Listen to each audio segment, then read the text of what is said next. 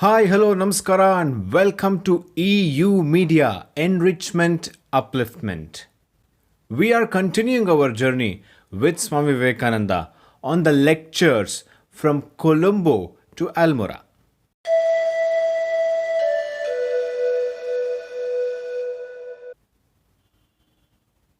Swami Vivekananda is currently in Madras and giving his last address in the province of Madras before he moves to Calcutta.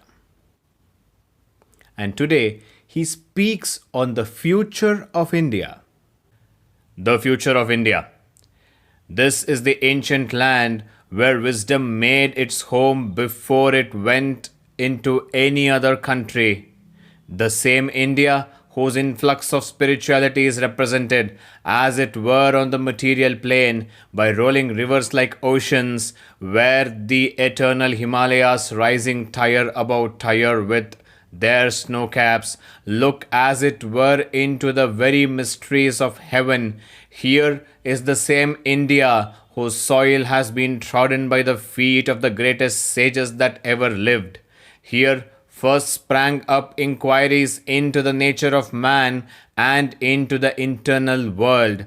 Here first arose the doctrines of the immortality of the soul, the existence of a supervising God, an immanent God in nature and in man, and here the highest ideals of religion and philosophy have attained their culminating points.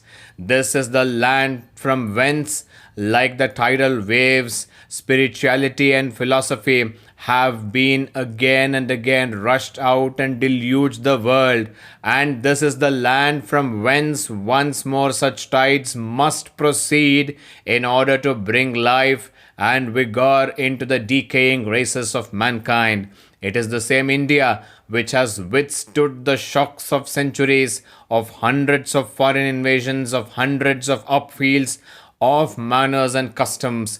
It is the same land which stands firmer than any rock in the world, with its undying vigor, indestructible life, its life of the same nature as the soul, without beginning and without end. It is immortal, and we are the children of such a country. Children of India, I am here to speak to you today about some practical things, and my object in reminding you about the glories of the past is the simply this. Many times have I been told that looking into the past only degenerates and leads to nothing, and that we should look to the future. That is true, but out of the past is built the future.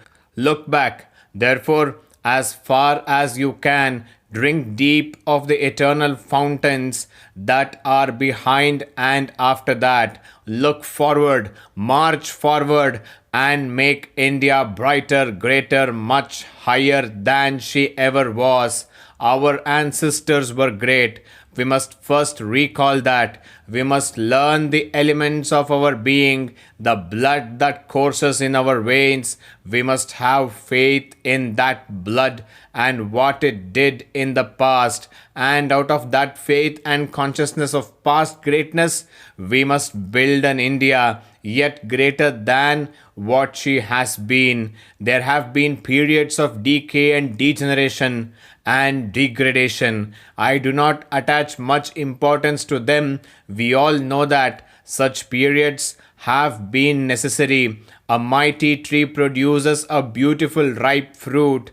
That fruit falls on the ground, it decays and rots, and out of that decay springs the root and the future tree, perhaps mightier than the first one. This period of decay through which we have passed was all the more necessary. Out of this decay is coming the India of the future. It is sprouting. Its first leaves are already out, and a mighty gigantic tree, the Urdhvamula, is here, already beginning to appear. And it is about that I am going to speak to you. The problems in India are more complicated, more momentous than the problems in any other country. Race, religion, language, government, all these together make a nation. The elements which compose the nations of the world are indeed very few. Taking the race after race, compared to this country, here have been the Aryan, the Dravidian, the Tartar, the Turuk, the Mughal, and the European, all nations of the world, as it were, pouring their blood into this land of languages. The most wonderful conglomeration is here. Of manners and customs, there is more difference between two Indian races than between the European and the Eastern races. The one common ground that we have is our sacred tradition, our religion. That is the only common ground, and upon that we shall have to build. In Europe, political ideas form the national unity. In Asia, religious ideals form the national unity. The unity in religion, therefore, is absolute necessary as the first condition of the future of India. There must be the recognition of one religion throughout the length and breadth of this land. What do I mean by one religion? Not in the sense of one religion as held among the Christians or the Mohammedans or of the Buddhists. We know that our religion has certain common grounds, common to all our sects, however varying their conclusions may be, however different their claims may be. So there are certain common grounds, and within their limitation, this religion of ours admits of a marvelous variation, an infinite amount of liberty. Think and live our own lives. We all know that, at least those of us who have thought, and what we want is to bring out these life-giving common principles of our religion and let every man, woman, and child throughout the length and breadth of this country understand them, know them, and try being them out in their lives. This is the first step, and therefore it has to be taken. We see how in Asia, and especially in India, race difficulties, linguistic difficulties, social difficulties, national difficulties all melt away before this unifying power of religion. We know that to the Indian mind there is nothing higher than religious ideals, that this is the keynote of Indian life, and we can only in the line of least resistance. It is not only true that the ideal of religion is the highest ideal. In the case of India, it is the only possible means of work. Work in any other line without first strengthening this would be disastrous. Therefore, the first plank in the making of a future India, the first step that is to be hewn out of the rock of age, is this unification of religion. All of us have to be taught that we Hindus, dualists, qualified monists or monists, Shaivas, Vaishnavas or Pashupatas, to whatever denomination we may belong, have certain common idea behind us, and that the time has come when, for the well-being of ourselves, for the well-being of our race, we must give up all our little quarrels and differences. Be sure these quarrels are entirely wrong. They are condemned by the scriptures, forbidden by our forefathers, and those great men from whom we claim our descent, whose blood is in our veins, look down with a contempt on their children, quarreling about minute differences. With the giving up of quarrels, all other improvements will come. When the life blood is strong and pure, no disease germ can live in that body. Our life blood is spirituality. If it flows clear, if it flows strong and pure and vigorous, everything is right. Political, social, any other material defects, even the poverty of the land, will all be cured if that blood is pure. For if the disease germ be thrown out, nothing will be able to enter into the blood. To take a simile from modern medicine, we know that there must be two causes to produce a disease. some poison germ outside, and the state of the body until the body is in a state to admit the germs, until the body is degraded to a lower available until the body is degraded to a lower vitality so that the germs may enter and thrive and multiply.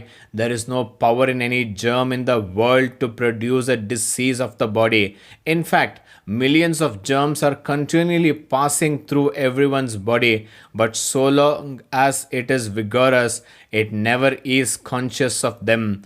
It is only when the body is weak that these germs take possession of it and produce disease. Just so with the national life, it is when the national body is weak that all sorts of disease, germs in the political state of the race, or in its social state, or in its educational or intellectual state, crowd into system and produce the disease. To remedy it, therefore, we must go to the root of the disease and cleanse the blood of all impurities. The one tendency will be to strengthen the man, to make the blood pure, the body vigorous, so that it will be able to resist and throw off all eternal poisons. We have seen that our vigor, our strength, nay, our national life is in our religion. I am not going to discuss now whether it is right or not, whether it is correct or not, whether it is beneficial or not in the long run to have this vitality in religion, but for good or evil it is there. You cannot get out of it. You have it now and forever, and you have to stand by it. Even if you have not the same faith that I have in our religion, you are bound by it. And if you give it up, you are smashed into pieces. That is the life of our race, and that must be strengthened. You have withstood the shocks of centuries simply because you took simply because you took great care of it. You sacrificed everything else for it. Your forefathers underwent everything boldly, even death itself, but preserved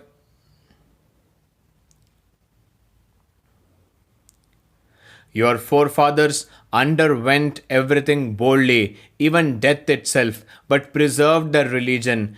Temple was broken down by the foreign conqueror, but no sooner had the wave passed than the spire of the temple rose again. Some of these old temples of southern India and those like Somnath in Gujarat will teach you volumes of wisdoms, will give you a keener insight into the history of the race than any amount of books.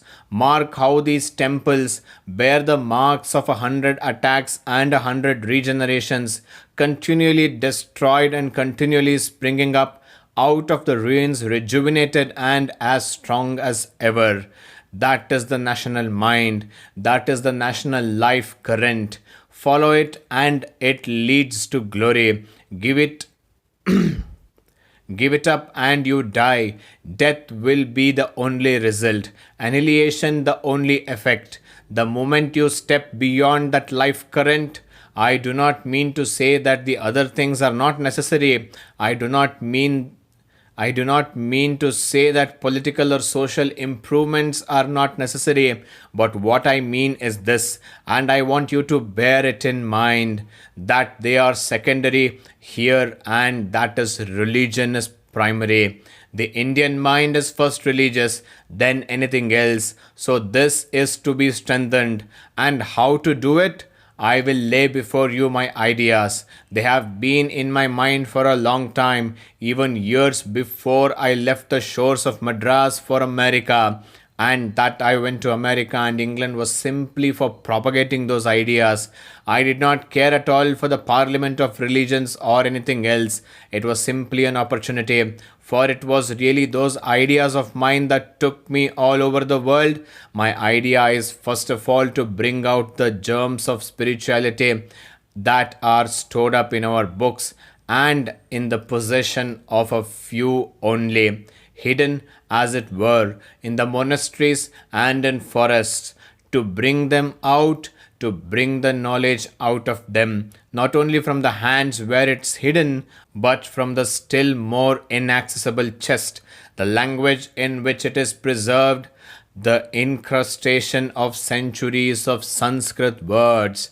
In one word, I want to make them popular. I want to bring out the ideas and let them be a common property of all, of every man in India, whether he knows the Sanskrit language or not. The great difficulty in the way is the Sanskrit language, the glorious language of ours, and this difficulty cannot be removed until, if it is possible, the whole of our nation are good Sanskrit scholars. You will understand the difficulty when I tell you that I have been studying this language all my life, and yet every new book is a new to me. How much more difficult would it be then be for people who never had time to study the language thoroughly? Therefore, the idea must be taught in the language of the people. At the same time, Sanskrit education must go on along with it, because the very sound of Sanskrit words gives a prestige and a power and a strength to the race.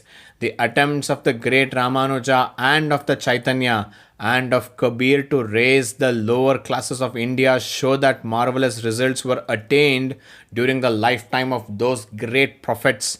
Yet the little failures have been explained and cause shown why the effect of their teaching stopped almost within a century of the passing away of the great masters. The secret is here.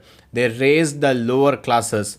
They had all the wish that these should come up, but they did not apply their energies to the spreading of the Sanskrit language among the masses.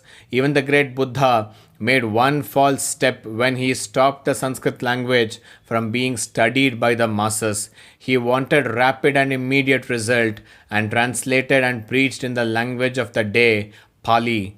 That was grand. He spoke in the language of the people and the people understood him. That was great. It spread the ideas quickly and made them reach far and wide. But along with that, Sanskrit ought to have spread. Knowledge came, but the prestige was not there. Culture was not there. It is culture that withstands shocks, not a simple mass of knowledge. You can put a mass of knowledge into the world, but that will not do much good. There must be there must come culture into the blood. We all know in the modern times of nations which have masses of knowledge, but what of them? They are like tigers. They are like savages. Because culture is not there, knowledge is the only skin deep as civilization is. And a little starch brings out the old savage. Such things happen. This is the danger. Teach the masses in the vernaculars. Give them ideas. They will get information. But something more is necessary. Give them culture. Until you give them that, there can be no permanence in the raised condition of the masses. There will be another caste created having the advantage of the Sanskrit language, which will quickly get above the rest and rule them all the same. The only safety, I tell you men who belong to the lower caste, the only way to raise your condition is to study Sanskrit. And this fighting and writing and frothing against the higher caste is in vain. It does not do good. And it creates fight and quarrel. And this race, unfortunately already divided, is going to be divided more and more. The only way to bring about the leveling of caste is to appropriate the culture, the education which is strength of the higher caste. That done, you have what you want in connection with this. I want to discuss one question which it has a particular bearing with regard to Madras. There is a theory that there was a race of mankind in southern India called Dravidians, entirely differing from another race in northern India called the Aryans, and that the southern India Brahmins are the only Aryans that came from the north. The other men of southern India belong to an entirely different caste and race to those of southern India Brahmins. Now I beg your pardon, Mr. Philologist, This is entirely unfounded. The only proof of it is that there is a difference of language between the north and south. I do not see any other difference. We are so many northern men here, and I asked my European friends to pick out the northern and southern men from this assembly. Where is the difference? A little difference of language. But the Brahmins are a race that came here speaking the Sanskrit language. Well, then they took up the Dravidian language and forgot their Sanskrit. Why should not the other caste have done the same? Why should not all the castes have come one after the other from northern India, taken up the Dravidian language, and so forgotten their own? That is an argument working both ways. Do not believe in such silly things. There may have been a Dravidian people who vanished from here and few who remained lived in forests and other places. It is quite possible that the language may have been taken up, but all these are Aryans who came from north. The whole of India is Aryan, nothing else. Then there is the other idea that the Shudra caste are surely the aborigines. What are they? They are slaves. They say history repeats itself. The Americans, the English, the Dutch, and the Portuguese got hold of the poor Africans and made them work hard while they lived, and their children of mixed birth were born in slavery and kept in that condition for a long period. From that wonderful example, the mind jumps back to the several thousand years and fancies that the same thing happened here. And our archaeologist dreams of India being full of dark eyed aborigines, and the bright Aryan came from the Lord knows where. According to some, they came from the central Tibet, and the others will have it say that they came from Central Asia. They are patriotic Englishmen who thinks that the Aryans were all red-haired. Others, according to their idea, think that they were all black-haired. If the writer happens to be a black-haired man, the Aryans were all black-haired. Of late, there was an attempt made to prove that the Aryans lived in the Swiss lakes. I should not be sorry if they had been all drowned there, theory and all. Some say now that they lived at the northern pole, Lord bless the Aryans and the habitations. As for the truth of these theories, there is not a word in our scriptures, not one to prove that the Aryan ever came from anywhere outside India, and in ancient India was included Afghanistan. There it ends. And the theory that the Shudra caste were all non Aryans and they were a multitude is equally illogical and equally irrational. It could not have been possible in these days that a few Aryans settled and lived here with 100,000s of slaves at their command. These slaves would have eaten them up, made chutney of them in 5 minutes. The only explanation is to be found in the Mahabharata, which says that in the beginning of the Satya Yuga there was one caste, the Brahmins, and then by the difference of occupations they went on dividing themselves into the different castes, and that is the only true and rational explanation that has been given. And in the coming Satya Yuga, all the other castes will have to go back to the same condition. The solution of the caste problem in India therefore assumes this form, not to degrade the higher caste, not to crush out of the Brahmin. The Brahminhood is the ideal of humanity in India, as wonderfully put forward by Shankaracharya at the beginning of his commentary on Gita, where he speaks about the reason for Krishna's coming as a preacher for the preservation of Brahminhood, of Brahminness. That was the great end. This Brahmin, the man of God, he was known as Brahman. The ideal man, the perfect man, must remain. He must not go, and with all the defects of the caste now, we know that we must all be ready to give to the Brahmins this credit, that from them have come more men with the real Brahminness in them than from all the other caste, that it is true. That is the credit due to them from all the other caste. We must be bold enough, must be brave enough to speak of their defects, but at the same time, we must give the credit to that due to them. Remember the old English proverb, give every man his due. Therefore, my friends, it is no use fighting among the caste. What good will it do? It will divide us and all the more weaken us all the more, degrade us all the more.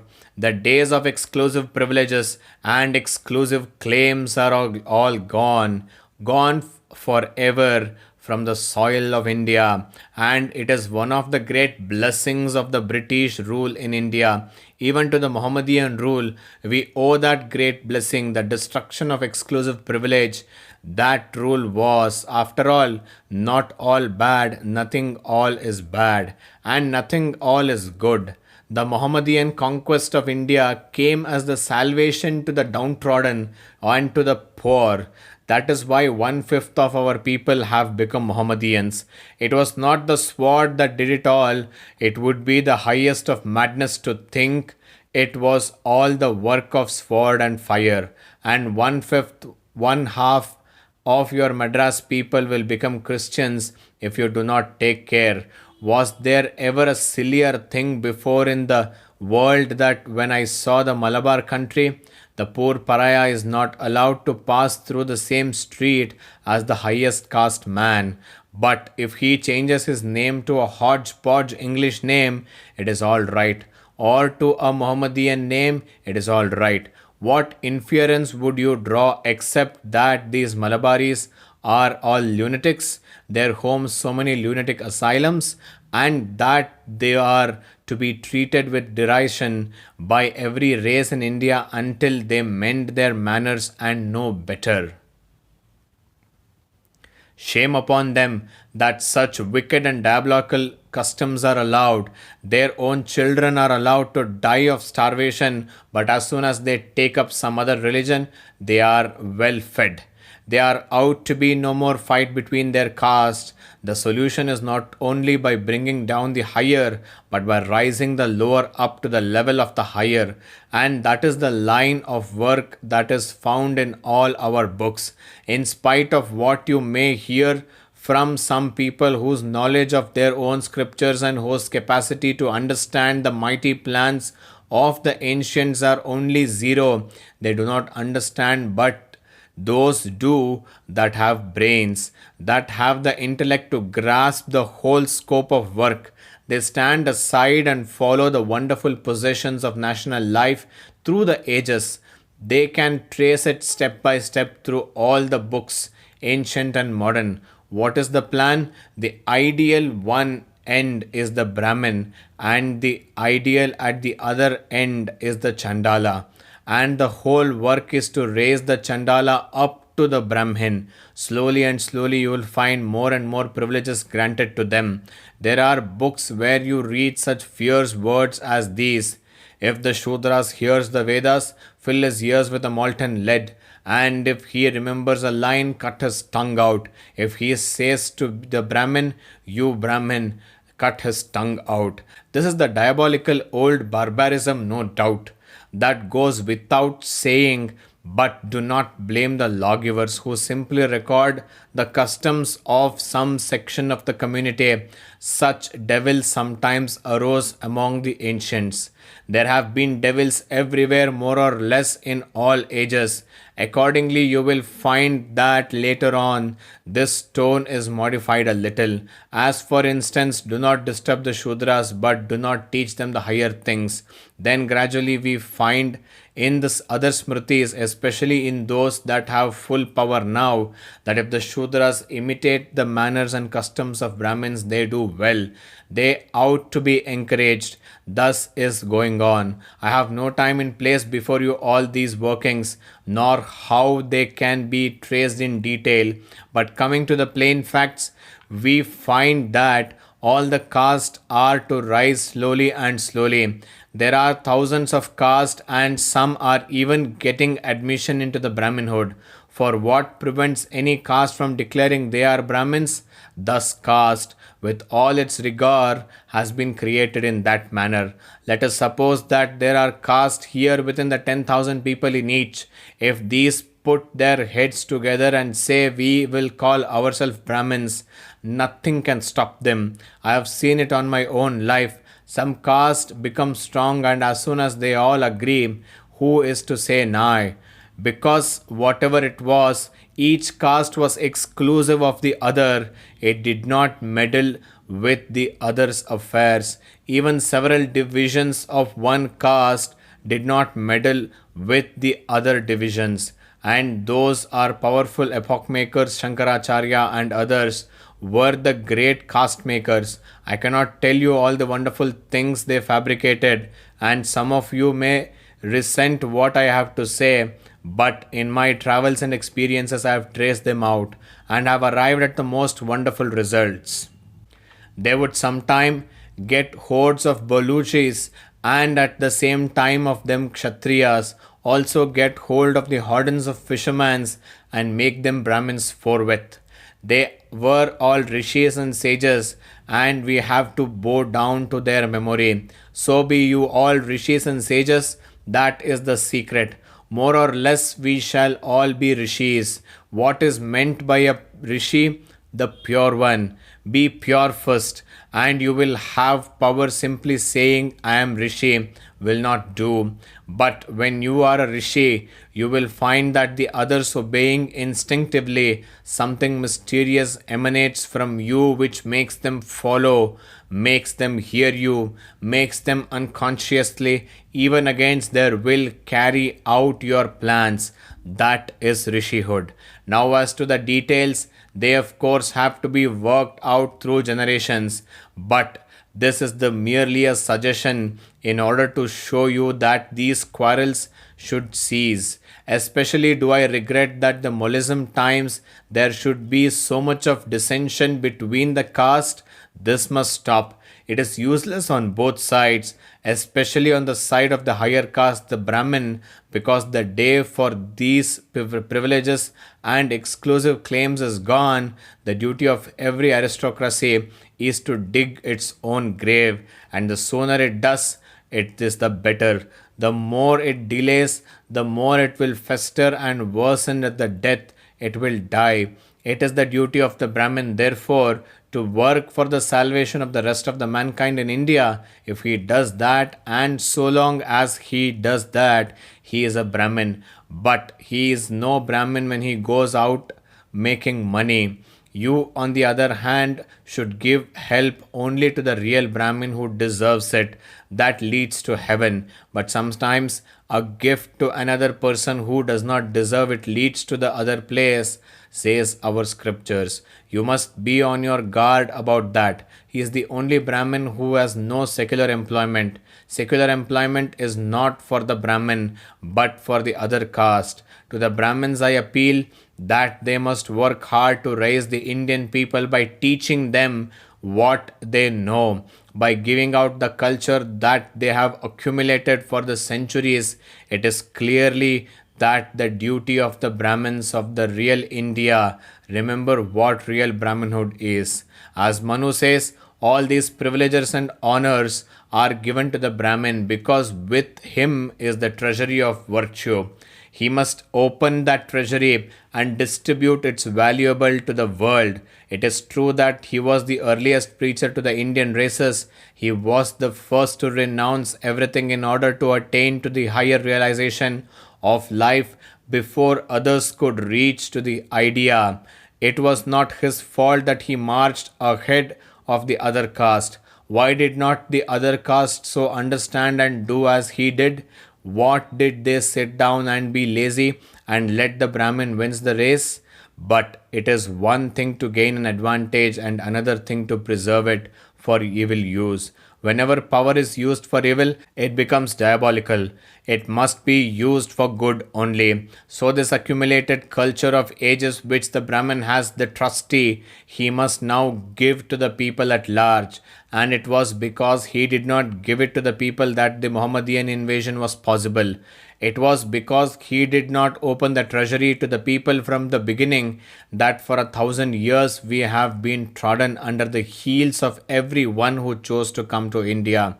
It was through that we have become degraded, and the first task must be to open the cells that hide the wonderful treasures which our common ancestors accumulated, bring them out and give them to everybody, and the Brahmin must be the first to do it. There is an old superstition in Bengal that if the cobra bites, sucks out his own poison from the patient, the man must survive. Well, then the Brahmins must suck out his own poison to the non Brahmin caste, I say. Wait, be not in a hurry. Do not seize every opportunity of fighting the Brahmin, because as I have shown, you are suffering from your own fault. Who told you to neglect the spirituality and Sanskrit learning? What have you been doing all the time? Why have you been indifferent? Why do you now fret and fume because somebody else had more brains, more energy, more pluck and go than you? Instead of wasting your energies in vain discussions and quarrels in the newspapers, instead of fighting and quarreling in your own house, which is sinful, use all your energies in acquiring the culture which the Brahmin has, and the thing is done. Why do you not become Sanskrit scholars? Why do you not spend millions to bring Sanskrit education to all the caste of India? That is the question. The moment you do these things, you are equal to the Brahmin. That is the secret power of India. Sanskrit and prestige go together in India. As soon as you have that, none dares to say anything against you. That is one secret. Take that up. The whole universe, to use the ancient Advaita smile, is in a state of self hypnotism. It is will that is the power. It is the man of a strong will that throws, as it were, a hollow round him and brings all the other people to the same state of vibration as he has in his own mind. Such gigantic men do appear, and do what is the idea? When a powerful individual appears, his personality infuses his thoughts into us, and many of us come to have the same thoughts, and thus we become popular and powerful. Why is it that organizations are so powerful? Do not say organization is a material. Why is it? To take a case in point that 40 millions of Englishmen rule 300 millions of people here. What is the psychological explanation? These 40 millions put their wills together, and that means infinite power. And you 300 millions have a will, each separate from the other. Therefore, to make a great future of India, the whole secret lies in organization, accumulation of power, coordination of wills. Already before my mind rises one of the marvelous verses of the Rigveda Samhita, which says, "Be thou all of in one mind, be thou all of one thought. For in the days of yore, the gods being of one mind were enabled to receive oblations." That the God can be worshipped by the men is because they are of one mind. Being one of the mind is the secret of society, and the more you go on fighting and quarreling about all the tribalities such as Dravidian and Aryan and the questioning Brahmins and non Brahmins and all that, the further you are off from that accumulation of energy and power which is going to make the future of India.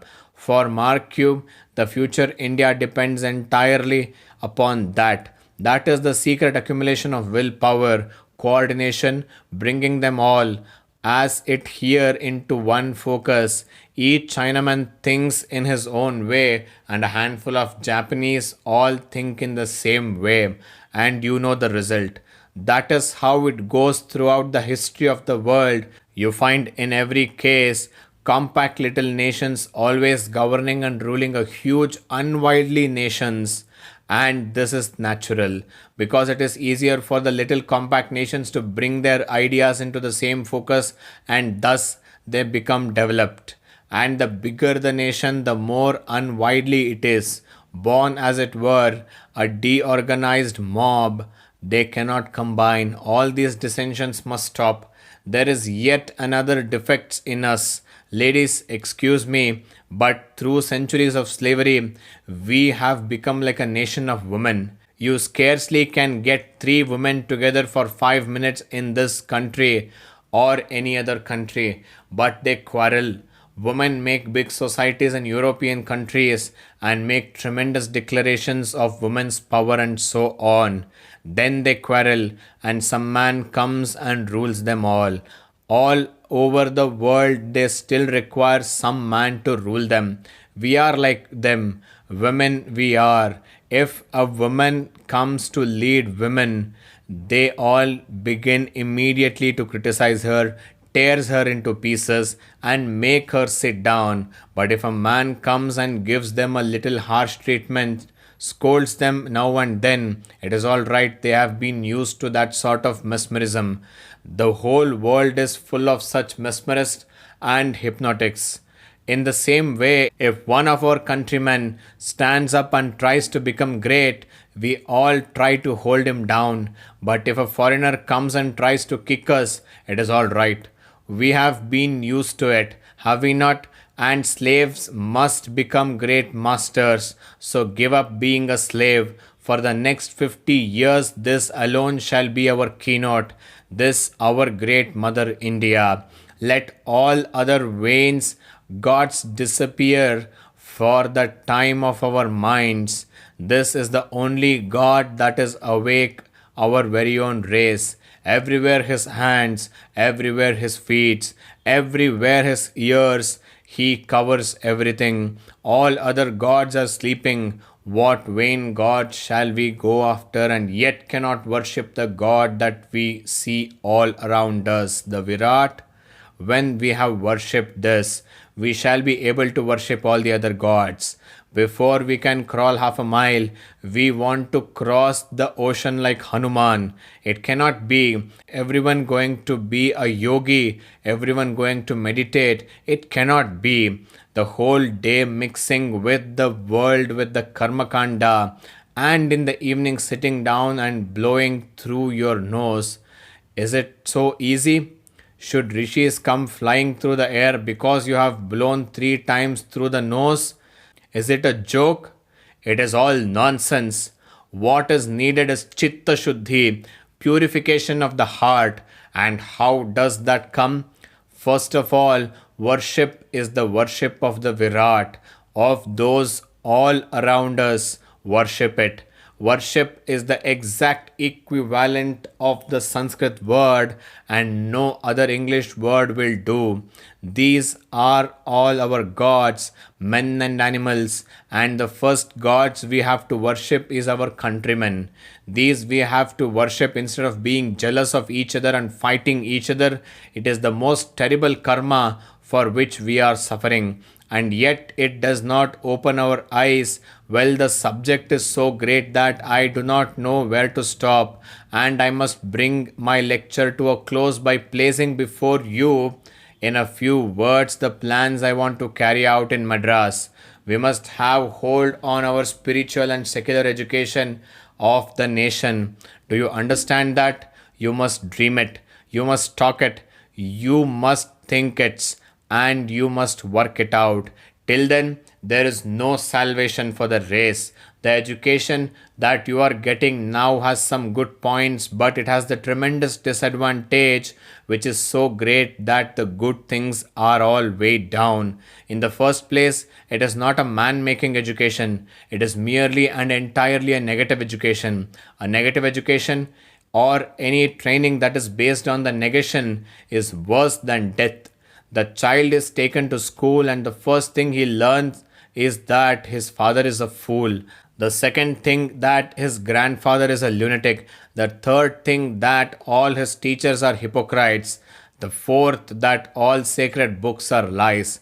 By the time he is 16, he is the mass of negation, lifeless and boneless. And the result is that 50 years of such education has not produced one original man in the 3 presidencies. Every man of originality that has been produced has been educated somewhere else. And not in this country, or they have gone to the old universities once more to cleanse themselves of superstitions. Education is not the amount of information that is put into your brain and runs riot there, undigested all your life. We must have life building, man making, character making assimilation of ideas. If you have assimilated 5 ideas and made them your life and character, you have more education than any man has got by heart a whole library. The ass carrying its load of sandalwood knows only the weight and not the value of the sandalwood. If education is identical with information, the libraries are the greatest sages in the world, and encyclopedias are the rishis. The ideal, therefore, is that we must have the whole education of our country, spiritual and secular, in our own hands, and it must be on the national lines through the national methods as far as practical. Of course, that is a very big scheme and a very big plan. I do not know whether it will ever work out, but we must begin the work. But how? Take Madras. For instance, we must have a temple for which Hindu religion must come first. You may say all sects will quarrel about it, but we will make a non sectarian temple having only Om as the symbol, the greatest symbol of any sect. If there is any sect here which believes that Om ought not to be the symbol, it has no right to call itself a Hindu. All will have the right to interpret Hinduism, each one according to his own sect ideas, but we must have a common temple. You can have your own images and symbols in other places, but do not quarrel here with those who differ from you. Here should be the taught the common grounds of our different sects, and at the same time, the different sects should have perfect liberty to come and teach the doctrines with only one restriction, that is, not to quarrel with other sects. Say that what you have to say, the world wants it, but the world has no time to hear what you think about the other people. You can keep that to yourselves. Secondly, in connection with this temple, there should be an institution to train teachers who must go about preaching religion, giving secular education to our people. They must carry both. As we have been already carrying the religion from door to door, let us, along with it, carry a secular education also. That can be easily done. Then the work will extend through these bands of teachers and preachers, and gradually we shall have similar temples in other places until we have covered the whole India. That is my plan. It may appear gigantic, but it is much needed. You may ask, where is the money? Money is not needed. Money is nothing. For the last 12 years of life, I did not know where the next meal would come from, but money, and everything else I want must come, because they are my slaves and not I theirs. Money and everything else must come. Must. That is the word. Where are the men? That is questionable. Young men of Madras, my hope is in you. You will respond to the call of your nation. Each one of you has a glorious future if you dare believe me. Have a tremendous faith in yourselves, like the faith I had when I was a child and which I am working out now. Have that faith, each one of you, in yourselves, that the eternal power is lodged in every soul, and you will revive the whole India. We will then go to the every country under the sun, and our ideas will before long be a component of the many forces that are working to make up every nation in the world. We must enter into the life of a race in India and abroad, shall have to work bring this about. Now for that I want young men. It is the young, the strong and healthy, of sharp intellect that will reach the Lord, says the Vedas. This is the time to decide your future. While you while you possess the energy of youth, not when you are worn out and jaded, but in the freshness and vigor of youth, work. This is the time for the freshest, The untouched and unsmelled flowers alone are to be laid at the feet of the Lord, and such he receives. Rouse yourselves, therefore, or life is short. There are greater works to be done than aspiring to become lawyers and picking quarrels and such things. A far greater work is the sacrifice of yourselves for the benefit of your race, for the welfare of humanity. What is in this life? You are Hindus, and there is the instinctive belief in you that life is eternal. Sometimes I have young men come and talk to me about the atheism. I do not believe in Hindu can become an atheist. He may read European books and persuade himself he is a materialist, but it is only for a time. It is not in your blood. You cannot believe what is not in your constitution. It would be a hopeless task for you. Do not attempt that sort of thing. I once attempted it when I was a boy, but it could not be. Life is short, but the soul is immortal and eternal, and one thing being certain, death. Let us therefore take up a great ideal and give up our whole life to it. Let this may be our determination, and may He, the Lord, who comes again and again for the salvation of His own people, to quote from our scriptures, may the great Krishna bless us and lead us all to the fulfillment of our aims. This was the final lecture given by Swami Vivekananda in the province of Madras. We will come back with more episodes in next week. Thank you.